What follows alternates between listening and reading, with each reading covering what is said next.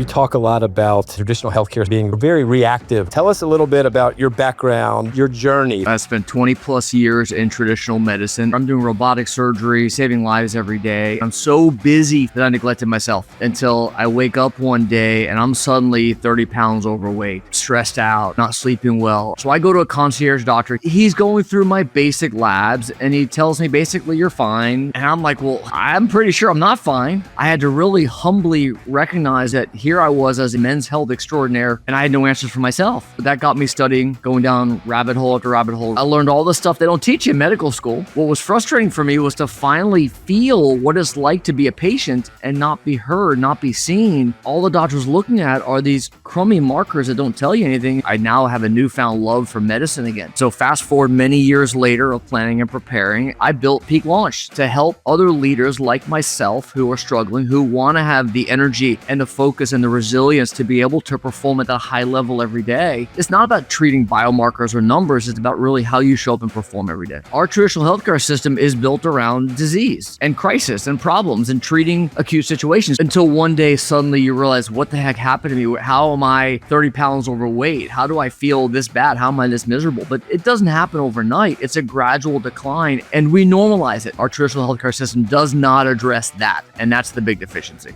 If you're approaching 40 years old and you're anything like the rest of us, you've probably noticed that you're not quite feeling like you did back, in your 20s or so. Today's guest, Dr. Tracy Gapin, spent 20 years as a board-certified urologist when he started to recognize that he was starting to lose energy and burn out. And after recognizing that Western medicine had no real answer for what we have just accepted as aging or how we feel as we get older, Dr. Gapin quit his traditional practice and started a health optimization practice that has become recognized across the world as one of the best. If you don't quite feel like you did when you were younger, or you wonder, what can I do to get back to the way I used to feel? I think you're going to love this episode.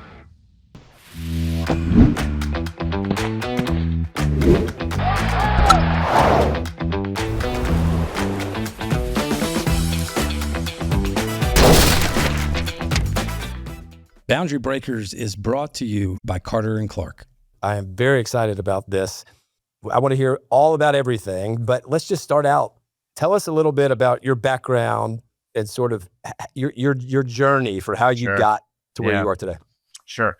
Yeah. So I like to say I'm a recovering urologist. So I spent 20 plus years in traditional medicine in that disease focused world, which we'll talk about. But about halfway through that career, I'm busy. I'm treating prostate cancer. I'm doing robotic surgery, saving lives every day. And I'm so busy, focused, grinding, taking care of my patients that I neglected myself until I wake up one day and I'm suddenly 30 pounds overweight. I am stressed out. I'm not sleeping well. I'm not taking care of myself. Here I am, the men's health expert, and I was a mess and I was miserable. I didn't like who I was and I knew I needed help, but I was too busy until my wife convinced me, go see a doctor yourself, get a physical. I'm 40 years old now. Family is going to be coming soon, kids on the way. And so I knew it was time to really start to pay attention to my own health. So I go to a concierge doctor here in town. I'm in Sarasota, Florida. And it was a very vulnerable, eye-opening experience to be the patient on that doctor-patient interaction for a change, right? And I remember sitting on that exam table and I'm wearing nothing but one of those thin little paper gowns and it's barely covering some very important real estate, if you know what I mean. And he's going through my basic labs and he tells me basically, you're fine. Your cholesterol's high, so you need a statin. Otherwise you're fine.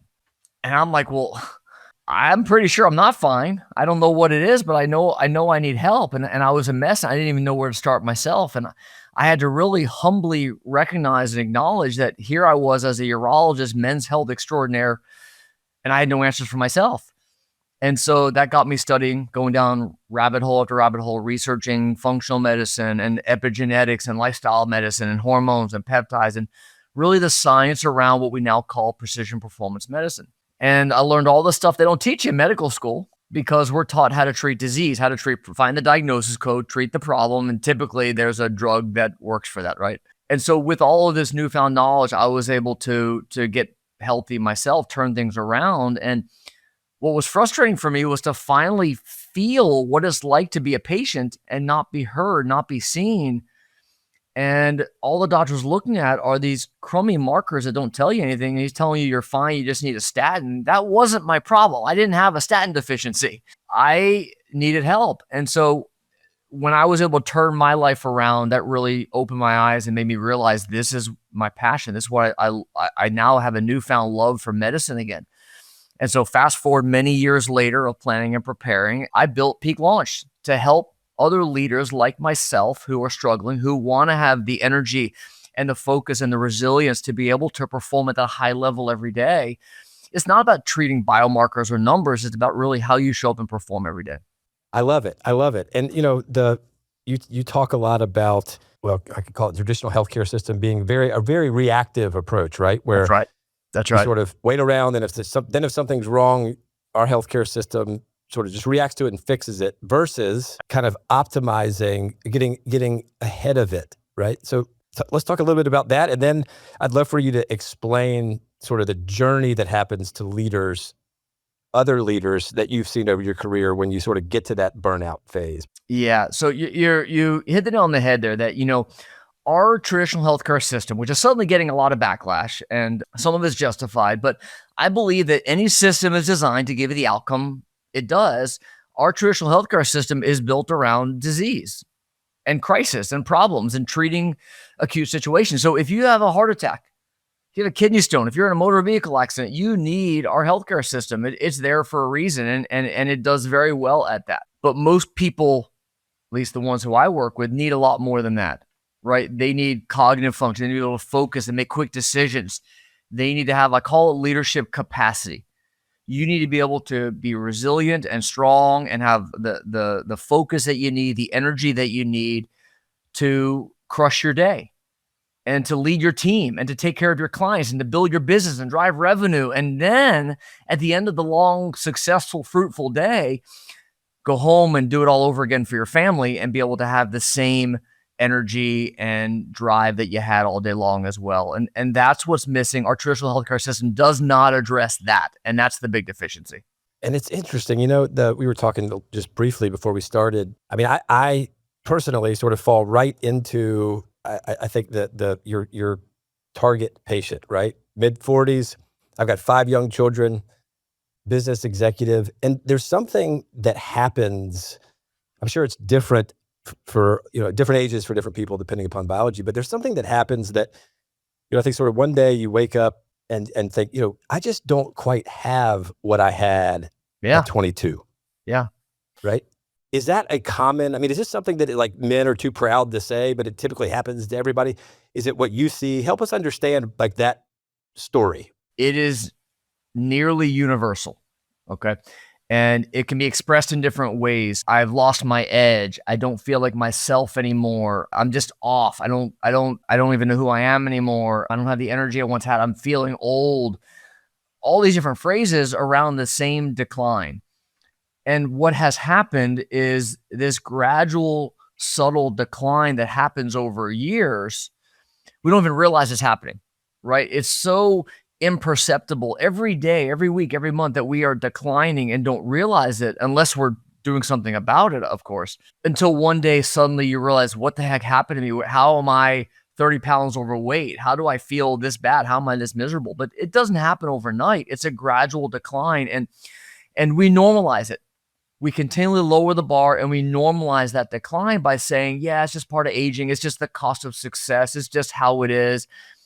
I call BS. It's not. And the framework that I built to explain why this happens is your biology drives your state. Your state is how you think, right? Your energy, how you feel, how you show up every day.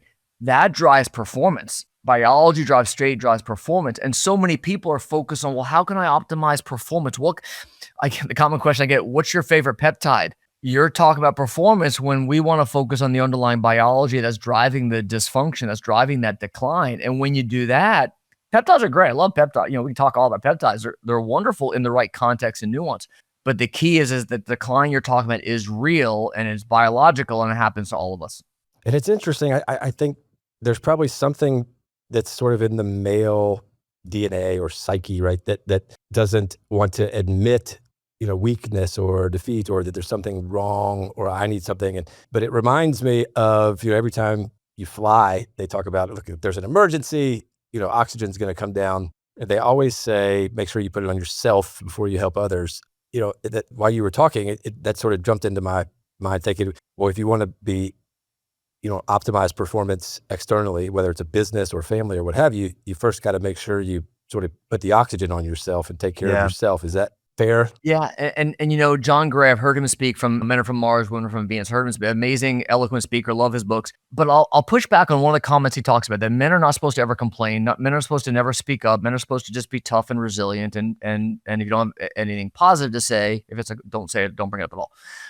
I look at it differently. I think that men need to start being in tune and paying attention. Hey, something isn't right here. Raise your hand and step up and get testing done. Find out what's going on, what's driving this. Why is it that my brain isn't the same? Why can't I focus the same? I had a race car driver who came to me because he felt decision-making was off on the track. Like something was very subtle, but something was off. For him, it ended up being issues in his gut. Like you never know what's driving it until you step up and raise your hand and say, I need help. I need something. Something isn't quite right here. And so I love the oxygen mask analogy. I think that men need to be more willing to acknowledge, hey, something isn't quite right here. And it's not a sign of weakness to just get tested and see what's going on. And not the traditional blood tests that your primary care doctor does. Those aren't going to tell you anything, but I'm talking about advanced functional testing.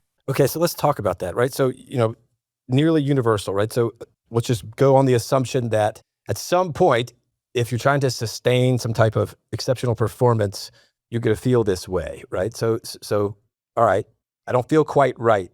So what is step one? What do you do about it? What's step one? So the system that I developed, peak launch system, is test, design, and track. And it starts with test, really to find what are the hidden constraints, the blind spots under the surface that are holding you back.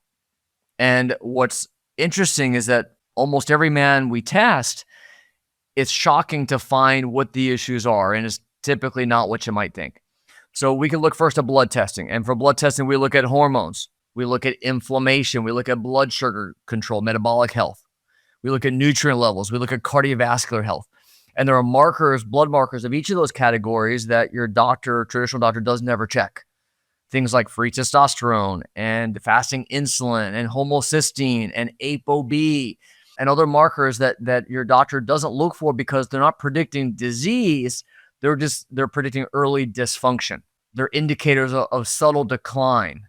It's not like the alarm bells are going off. It's that something isn't quite working like it needs to. And that allows us to find problems way before it ever happens. Gotcha. So I guess in lay terms, I mean, primary care docs or traditional healthcare providers, they're looking to see, are there any sort of symptoms or red flags that we need to reactively address? But what you're talking about is expanding the scope and looking for sort of indicators, right? Or I guess that'd be lagging indicators if you want to talk business speak, right? But maybe not necessarily a symptom that you've got something wrong, but an indicator Sure. that something's out of balance or what? Sure. What are you looking for? So we are trying to find early indicators of a problem. Okay. Lagging indicator is the term you used. I love that for traditional medicine. When they find a problem, it's very, very late in the process. Like you have kidney failure, you're having a heart attack, you have active signs of heart attack, you have gross anemia, you have major problems with the blood work when they detect it. What we're looking at, for example, hormones, for example, your doctor's going to look at, for men, total testosterone. Your doctor's going to look at it, and there's this ridiculous wide range, which is nothing more than the average of the population, which is half what it was 20 years ago, by the way. They're going to tell you you're, quote, normal because you fall into this ridiculous average of the population. But in fact, it's the wrong marker because free testosterone is the active form of testosterone, and total doesn't tell you the whole story.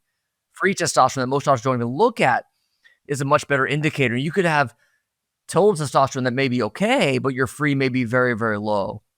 That's an indicator that there's a problem. When you have low testosterone, now it's impossible to build muscle. It's impossible to burn fat. It affects brain function. It affects memory, focus, concentration, mood, energy, metabolism, bone health, and also it puts you at risk of cardiovascular disease as well. So a lot of problems. It's not just about sex and muscle. Wow. So that's just one example of how the markers that we need to be looking at, your doctor, your primary care doctor just wasn't trained in. It's not like they have ill intent. They just, Right. we're taught about treating disease. When we go to medical school, it's diagnosis, and this is the drug to use to treat it. We're talking about early dysfunction, and that's a very different story, and that's what's going to affect the things we care about: energy, focus, drive, resilience, strength, body composition, sex, and ultimately longevity. Yeah.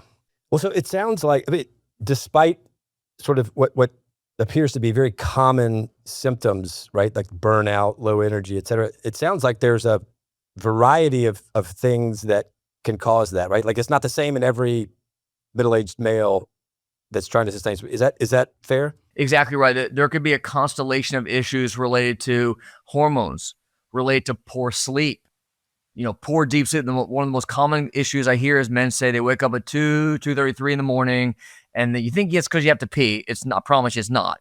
You go pee, you get back in bed, you're laying there for half an hour. Why can't I fall back asleep? You're thinking about yesterday, tomorrow, and your sleep is gone. So poor sleep. It could be gut health. The microbiome, no one talks about the gut, your poop. It controls the whole body, actually. Remarkably controls metabolism and energy systems, neurotransmitters in your brain, immune system, everything. The gut is a common source of problems. The last one I'll give you here, one that you probably never thought about, is cortisol, stress hormone. Most men say, I'm not stressed. No, that's the next guy. I'm okay. I handle stress okay. I look at that as capacity, your body's capacity to handle load, right? And anything that's a stress to your system, not just psychological, worrying about business or finance or the kids or whatever. I'm talking about stress of alcohol, of poor sleep, of low hormones, of micronutrient deficiencies, of all these underlying problems can drive cortisol, our stress hormone, up. I see it time and time again, especially in professionals, founders, wealth advisors. It's very common where we're so driven, we're so ambitious. And I like to say, that trait is actually our downfall because it drives excess cortisol. And what cortisol does is it breaks down muscle, makes you store fat, it destroys, turns off hormones, turns off neurotransmitters, raises blood sugar, and you're now behind the eight ball. And so it's understanding through testing all of these different facets and all these different things that are happening. And then we can start to understand, what do we do about it? That's so fascinating. So give us an idea, in your experience, like I imagine that there's some audience members that are like, well, yeah, that sounds a little bit familiar, but I'm okay, right? Like I'm not, I'm fine. Of if you see 100, potential patients, right? How often is there some type of imbalance or something that needs to be addressed? Most men who I work with initially think they're fine, right? I'm okay. I just want to optimize. I want to see what can I do to optimize to be a little better. But my energy's okay. My sleep isn't great, but it's not bad. I'm a little stressed, but it's okay. My body's good. I work out. And then we do the testing, and they're a mess. It's an utter mess under the surface. And again, what's happening is we compensate, we adapt. We are massive adaptation and being able to normalize this gradual decline because it hasn't reached a critical mass yet, but it's coming. And depending on where you are in that spectrum, it's going to hit you at some point. And, you can either, deal with it now or you can deal with it later, but I promise you it's coming. Yeah. Well, does anybody ever come that is looking to optimize and you sort of look at their results and you're like, actually you're okay. Like you don't need anything. Is that Every right? now and then. Yes. Okay. Some men who have really been working hard at it and have everything dialed in. There's only a few things. And, the way I like to look at it, Brandon, is it's like a soundboard. Like you go to a concert, the guy in the back of the room has a big soundboard, all those dials. You don't know what the hell any of those dials means, but he knows what everyone means and they all matter. And if one of them's off, the sound is somehow off as far as he could tell. I look at it like that, where every man, every woman, we work with women as well, but our focus is men here. We have a sound, and the question is which dials need to be tuned in or tweaked. And sometimes it's just a little tweak, but it can make all the difference in the world. And it may be nutrition for some men, hormones for another, it may be gut health, it may be cortisol, it may be sleep, it may be toxins in your environment, it may be gut. Who knows? But each dial matters. And that's really I would see for years, Brandon, men would come into my urology practice, 2 decades. Men would come in and they're on testosterone from some T clinic down the street. And they're like, doc, I still feel like shit. And back then in my urology day, I didn't know any better. I'm like, yeah, let me give you more testosterone. I don't know. I didn't know any better. They don't teach us this stuff in medical school, right? Or residency either. Now what I recognize is for him, it wasn't cranking up that testosterone dial. It was finding all the other dials that need to be fine-tuned. Yeah. It reminds me, there's a guy, a former Navy SEAL who's just so insightful. He's been on a bunch of podcasts, been on the Sean Ryan show, a guy named DJ Shipley, who I follow a lot of his stuff. And he has this saying, and he's constantly talking about living life with dials, not switches, right? And he says that, we're born, the traditional way of looking at things, that things are either on or they're off, right? It's either 100 miles an hour or zero. But learning to operate with dials, like it doesn't have to be off or on. You can just dial it down, right? That life can be so much better that way. And it just reminds me of your approach, which, you're suggesting the same thing, right? We have the soundboard, we got all these dials, and I think, traditional medicine, it seems to be much more of a switch. It's like, look, nothing's wrong. That's so right. all those are off. Good That's to go. right. Yep. Exactly right.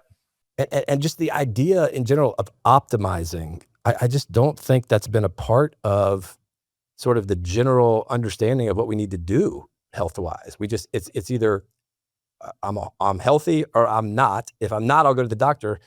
It's becoming very clear, I think, to me, that I know I haven't been optimizing and that I need to get on this immediately. For those of us in the audience, I know I already asked, what's the first step? But can you give us like a little bit of a better, first of all, people could go to Peak Launch, right? Tell us about your practice, where they could go. And then what does this process look like from the patient standpoint? Thank you. So let me just first circle back to what you just said, because you made a really good point that traditional medicine is all about disease or not, diagnosis code, yes or no, black and white. This is a diagnosis code, and therefore this is what drug we use to treat you. And it's all pharmaceutical based for that reason, for the most part. And that's really the flaw of Western medicine. And again, I love it for acute situations when you need it. It still serves its role. But most of us want to perform at a high level, running our business, leading our team, being a leader in the community, being a father, being a husband, whatever it is that you're focused on. How can I show up and be what I need to be? And traditional medicine doesn't have an answer for that. It's very black or white. So you're spot on. So to answer your question about testing, I recommend every man get tested, and that includes blood testing.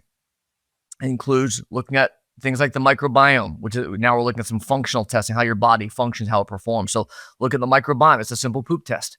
We can look at things like cortisol, salivary cortisol or urinary cortisol, to look at your stress patterns. Genetics, with a simple cheek swab, we can look at hundreds of thousands of genes related to how your body works and what your body responds best to. So for example, what kind of food should I be eating? One of the most common questions I get is, what's right for me? And there's paleo, there's Mediterranean, there's keto, there's carnivore, there's vegan, there's plant-based, all these different options. And your genetics actually dictate what you're going to respond best to. And Wow. for some people, things like, carbohydrates are good. I'm not talking about processed, refined, candies Sure. and cakes. I'm talking about, the high quality carbs, but nonetheless, macronutrient ratios, how much carbs, proteins, and fats your body needs, is actually in your DNA, and we can measure that.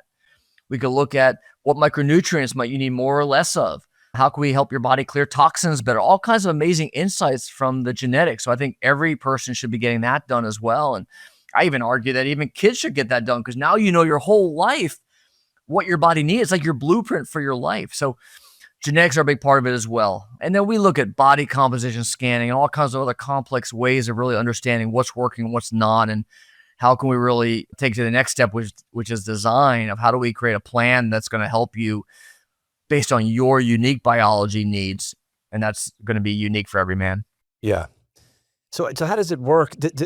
If somebody's in Minneapolis, right, listening or watching this, and they're like, well, do I need to find how do I find the equivalent of Dr. Gapin in Minneapolis? Or is it like, how does the doctor-patient relationship work? Yeah. So we do telehealth. We work with patients around the country. So any state, we have ways of working with you. And what I really pride myself on at Peak Launch is it's not just medical care. Let me review your labs. Here's your prescription. Here's your hormones or peptides.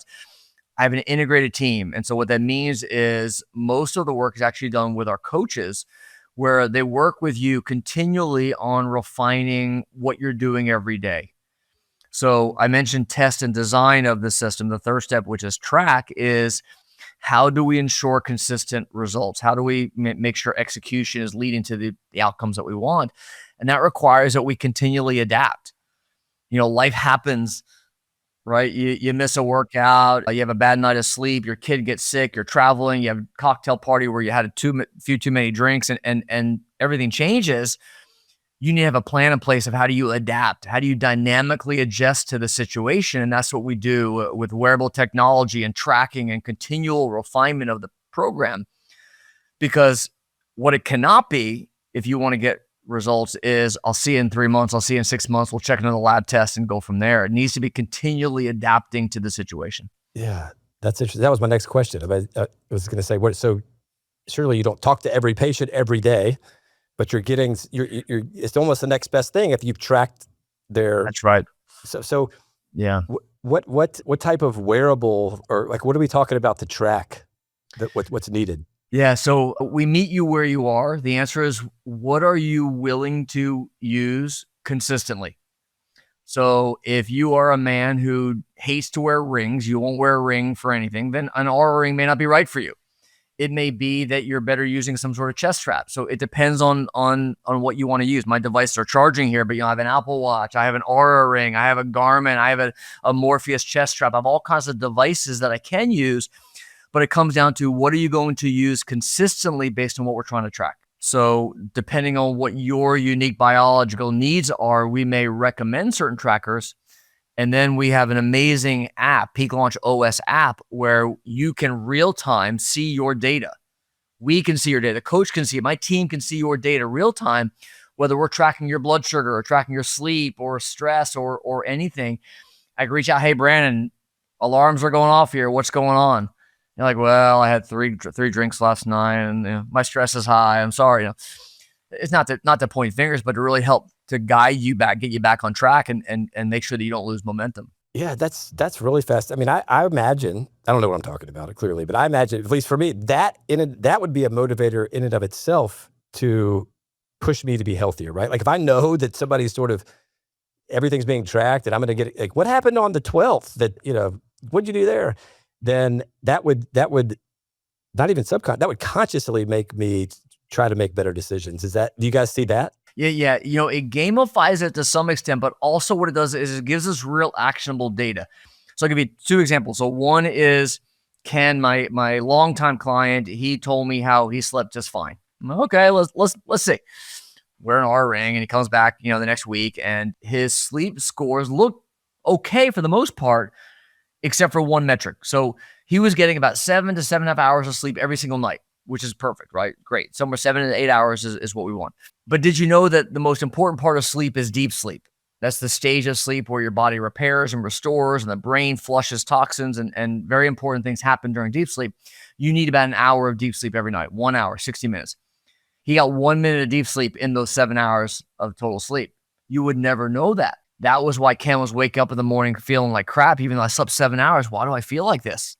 That was why he was getting none of the restorative benefits of sleep, because that deep sleep wasn't happening. So we can see things like that. Another example is a woman, Diane could not lose weight. She had tried, in air quotes, everything. Well, we use a blood sugar monitor, a continuous glucose monitor on her arm, a small little sensor, where we were able to track blood sugar 24/7. And we can see her data real time. And she had this spike one night after dinner. Her blood sugar, you should never go above 140, or if so, not for very long. She had a spike way over 200 for 3 hours after dinner. Like, holy cow, Diane, what did you eat? Sushi. For her, sushi was kryptonite. And she thought she was eating the right foods. But for her, in particular, sushi was not ideal. And so sometimes it may be that the blood sugar was spiking through the roof. And what may be the case is if you eat your fiber and your vegetables and then your protein first before the carbs, like the white rice, you may have no significant blood sugar spike at all. So sometimes the sequence matters. Sometimes how you're eating is just as important as what you're eating. But we would never know that without tracking. And so this is really the power of wearables, and our team can see the data real time to help guide her. Hey, Diane, do not eat sushi.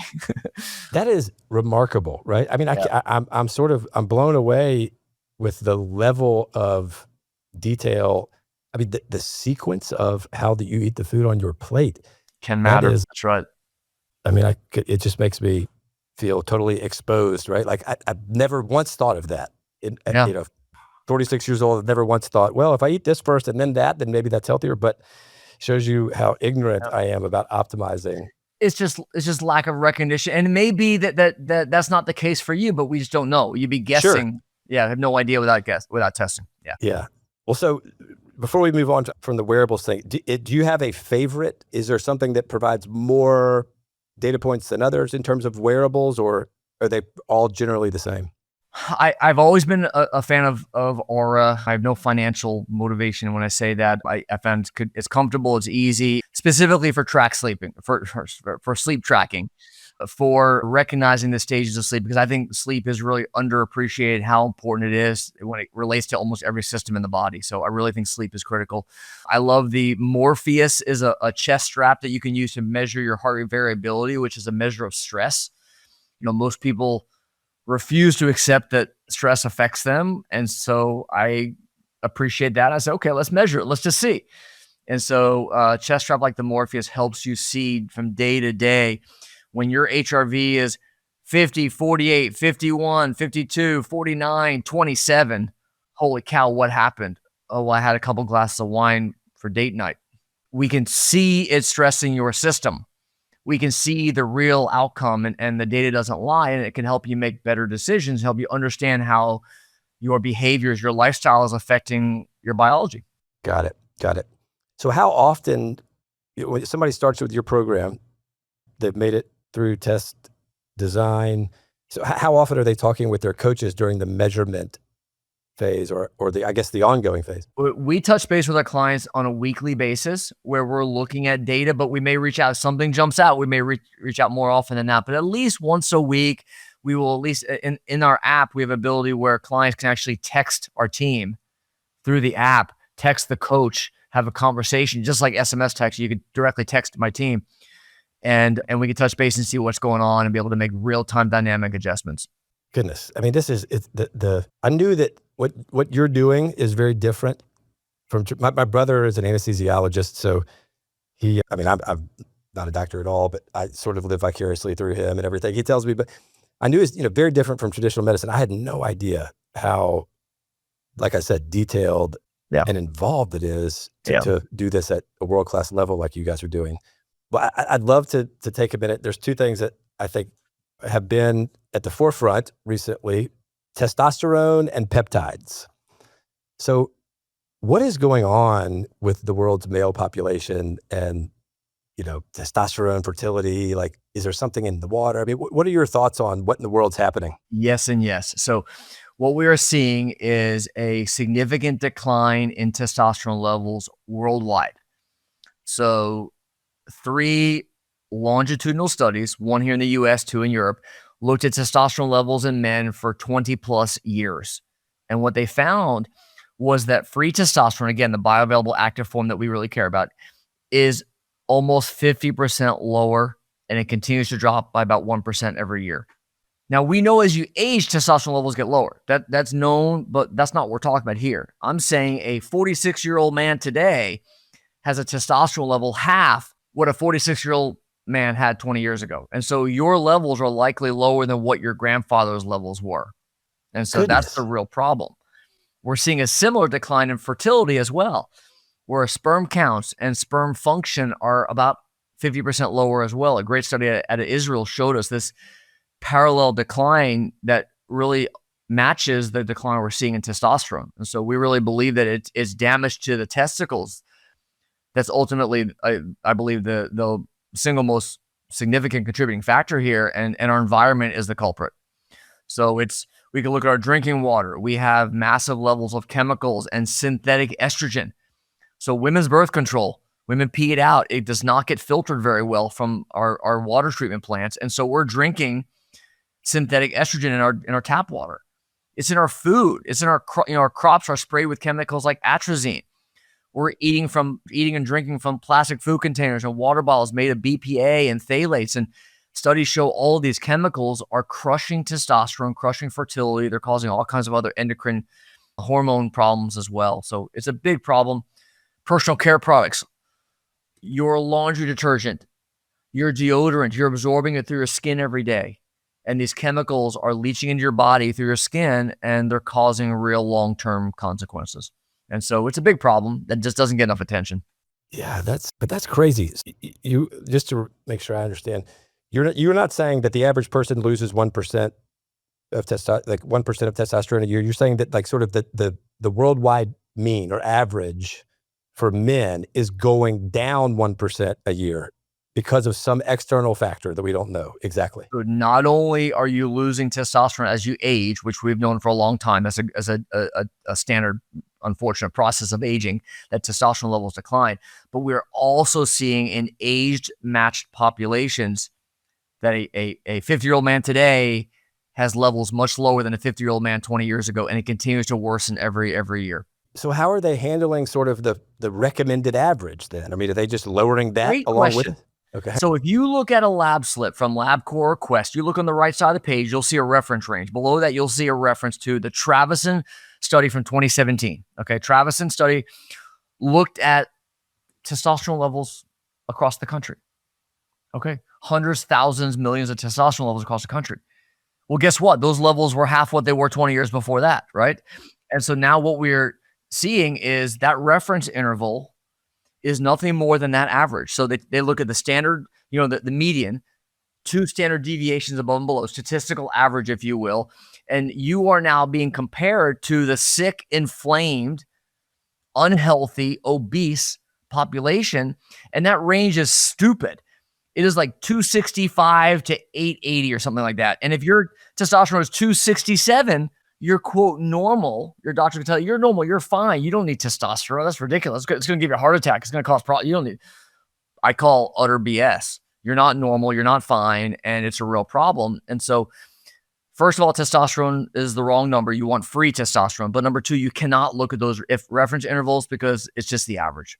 So how do you determine what the target is? Is that personalized from each person to person, or like what do you shoot for? Yeah, general target. First of all, we'll want to be looking at free. So to answer your question, we generally want a free testosterone of around, give or take, 20 picograms per milliliter. Okay, 20. That's for LabCorp. If it's Quest, it's going to be 200. Okay, don't ask me why they're different. It's technique, but still the same unit, picograms per milliliter. But for LabCorp, it's 20. Some men may be okay with 15 to 18-ish. Other men may need 22, 25-ish. That's unique. That's personalized, but somewhere around 20. Most men coming in off the street, their free T is around 6. I've had NFL players, NFL wide receivers I've worked with, their free T was 5.5. Like real, every day. It's crazy. A quarter of what it should be. Much, much lower. But I've seen men with a total testosterone of 900 and a free T of 20. Sounds great. Or a total testosterone 900 and a free T of 6. You see why total testosterone just doesn't matter. Yeah. It's not telling the whole story. It's not the full picture. But doctors will look at that. They'll see, you're fine, you're normal. Is that just laziness? Why are we using the wrong number? Again, it's lack of education because we're not talking about disease. So when you go to your doctor, even endocrinologists, I'll battle with them because they're treating disease and they're looking for a diagnosis of autism, which now you have an actual diagnosis code. Insurance will cover it. It's a very different game. Yeah. The question that I was taught from one of my mentors said, where do you want your levels to be? I want them to be optimized, right? Because I know the benefits of having optimized testosterone. And so the goal, therefore, is free T of around 20. If you're 16, 18, great. You're probably okay at that level. Yeah. Got it. All right. Peptides. From my perspective, right? And who am I? But from my perspective, this is a newer or more recent phenomenon's not the right word, but this has just come up on my radar. I've just heard about this in the last 3 or 4 years. What are they? Give us everything. I actually trained in peptides and started prescribing peptides around 10 years ago now. That's how long they've been around. Okay. It's crazy that they've now suddenly finally gained mainstream attention, right? And now it's becoming the Wild West and everyone's selling peptides online. And I'll share my thoughts with that. But peptides are simply signaling molecules. They're short proteins, okay? They're a specific sequence of amino acids, and anything under 50 amino acids in sequence is called a peptide. anything from 50 to hundreds of polypeptide, anything greater than 100 amino acids in length is called a protein. So it's purely just simply a short protein. That's all it is. But they come from our own bodies. So most peptides that we talk about, thymosin alpha and beta, BPC 157, GLP ones like semaglutide, tirzepatide, retatrutide, your body makes these peptides normally. And so what we're trying to do is replace peptides that maybe your body isn't making quite as well anymore, or trying to amplify the effects of these peptides. And so peptides, and there's now hundreds, thousands of peptides being sequenced and identified and studied, and it's an amazing field now. And peptides can be useful for reducing inflammation, helping with musculoskeletal soft tissue repair, and help with anxiety and mood and even depression. It can help with sleep. It can help with gut health. It can help with hair, skin, and nails, and sexual performance. And almost anything you could think of, there are peptides that can help you get there faster. Okay, that's the pro. Now the con. I have an analogy that will make my point. You're baking a cake, right? You bake a cake, you have flour, sugar, eggs, you have all these key ingredients, right? And when you bake your cake, you put it on the drying rack and it cools. What do you put on top? Frosting, icing. That's how I view it. Okay, peptides are the frosting. It's the sexy stuff. It's the shiny object that everyone wants. The key ingredients of your cake are what matters. And if you miss the baking soda, I don't care how good that frosting is, that cake's going to be a mess. It's going to be a disaster. And so I love frosting. Don't get me wrong. I love peptides. But there's sequencing that matters. There's context. There's nuance that comes into play as part of a bigger system. We integrate them and use them all the time. But when you try to treat performance, again, it's the biology state performance framework I started with. When you try to use peptides just to fix performance, that's when people say, God, that peptide didn't work for me, or why does that peptide work for some people but not others? That's the answer, because it's the frosting when you haven't looked at the cake first. And so that's really the key around peptides. Finally, my big issue with peptides is sourcing. There's a study that came out about 3 months ago now that showed that it looked at generally available peptides from online stores, and over 70% of them had toxins, had contamination. And I think 20-something% of them had no active ingredient in them as well. And so you have no idea what the hell you're getting. You cannot, if you can go online and buy it with just a swipe of a credit card, I would not trust it. There's no quality assurance. I don't care what certificate they show you. You cannot confirm it matches the bottle that you're getting. And so I would only ever take a peptide if it comes from a compounding pharmacy, which requires an actual doctor or medical professional prescription. Got it. That is unbelievable. More than 20% didn't even have anything in it. Absolutely. It's the Wild West. It's crazy. And it's a money grab right now. And these companies are trying to sell them. And they all come from overseas. Russia or China is where they'll say made in the US. No, the raw ingredients came from China or Russia, and then they'll lyophilize it, which means make it into a powder here in the US and call it made in USA. But they all originate from overseas unless they were sequenced by a compounding pharmacy. Gotcha. That drives me crazy. I mean, we can figure out how to regulate the most absurd things every part of our lives. But when we need it the most, nobody's there to regulate. But hopefully, something will catch up and get the fraudsters off there. But that was a fantastic description. Very, very helpful. You answered all of my questions, I think, with your description. The first of which is, are they potentially harmful? Assuming that you get the from a compounding pharmacy, from a physician's prescription.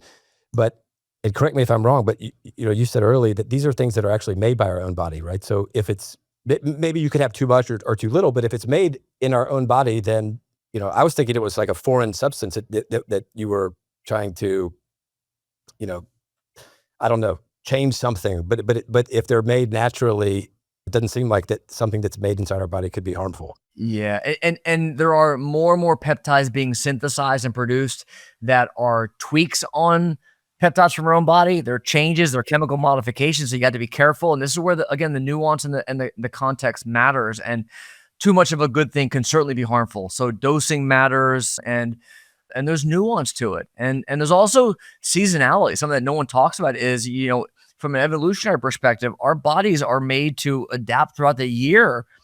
Through the cycle of the year, the seasons, our bodies are in different stages, whether we recognize it or not.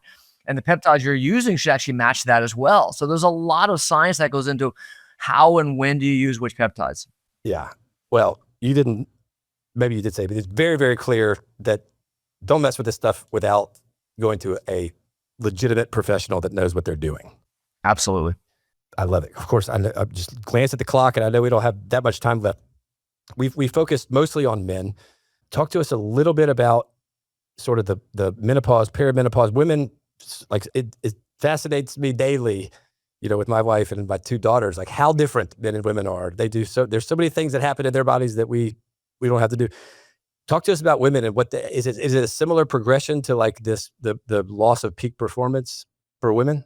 Yeah, women have a little more of a crescendo, of an acute collapse, if you will, because of the process known as menopause, right? That's where you have ovarian failure, you have shutdown of these massive levels of hormones that women once had, and suddenly their body can't adapt and adjust to it. And it's not just estrogen, it's testosterone as well. We talk so much about testosterone in men, but women need testosterone as well for mood and energy and metabolism and function and their ability to burn fat and think clearly. And everything is related to testosterone in women as it is in men. Other hormones, thyroid hormone, progesterone, even things like nitric oxide and growth hormone, all these hormones are declining, but that rapid collapse around menopause will cause a lot of women to feel like they're going crazy, right? They lose their sense of who they are.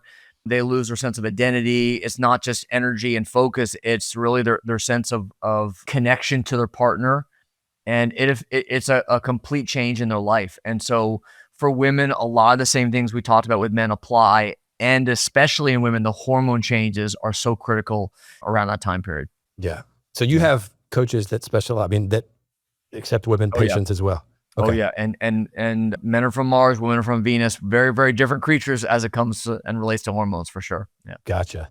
So what's the average age of your patients? Yeah, we work with anyone from 40 to 60 in general. Most people are around 50 or so, and that's around when people start to really notice that decline, that, hey, I'm just no longer even remotely close to who I once was, what's going on here, and those changes that we talked about that were imperceptible at first are now really noticeable. So what's the one thing, or maybe two things, that you feel like is currently the most misunderstood or the most unacknowledged? Like what just drives you crazy? Like, I can't believe people don't realize this. Yeah. I come back to the concept of leadership capacity, right? And we think about, leadership coaching and training on the right mindset and the right, framework and organization in your mind, and EOS and all these other frameworks and systems that I love. They're amazing. But if the biology, the foundation of it all is not in place, and you wonder, God, why am I not getting anywhere? Why, it's not willpower. It's not a lack of motivation. It's not that you're lazy. It's not that you don't have the knowledge. It's that there are key fundamental areas, deficits, constraints that are holding you back. And so I think that it's not always a matter of grinding and pushing harder, because all that may be doing is making it worse. Gotcha. So if you had I guess practically you do right now, you're talking to a room of 5,000 potential patients, right? Potential customers. And they've only given you, a minute or two to say something. What message would you like to give them? Yeah, sure. I would say find what may be holding you back. Start with testing, identify what may be those blind spots that may be getting in the way of where are you now and where are you supposed to be, and what might be creating that gap. And what you find is often not what you think it is. And it's not a matter of simply taking a peptide or injecting a bunch of testosterone or, some other molecules. It's a matter of really identifying what are your unique constraints that are holding you back. And when you do, this is not just about fixing numbers and, the concept of longevity. I don't ascribe to. I don't think most people are focused on living to 150 or whatever, number you pull out of your hat. It's, how do I perform at a high level today for my business, my team, my friends, my family, my kids? And that's what it's really all about. That's what precision performance medicine is really all about. Got it. So peak launch, how do we get there? What's the website? Thanks so much. Yeah, so peaklaunch.com, check it out. If you want to jump on a call with my team, there's a link. I also have a gift for the listeners. It's called the High Performance Health Handbook. It is 15 strategies and tactics that take everything we talked about today to the next level. Just go to peaklaunch.com/guide. That's GUIDE, and download a free copy of that. I also have a bunch of other gifts. I have a peptide guide there. I have a digital copy of my best-selling book, Mel 2.0, and a bunch of other freebies there as well. Fantastic. So peaklaunch.com, PEAKLAUNCH.com. You got /guide. Guide. You got it. And there's your free gift. Dr. Gapin, I can't thank you enough. You took me to school and all of us to school. And frankly, probably certainly changed the way that I hope to feel going forward as I go down this journey. So appreciate you and appreciate what you're doing as well. Absolutely. Don't forget, everybody, you can find Boundary Breakers in a lot of places. You can watch our episodes on the Boundary Breakers YouTube channel, or you can listen to each podcast on Spotify, Apple Podcasts, or any of the other major podcasting platforms. Thanks for listening.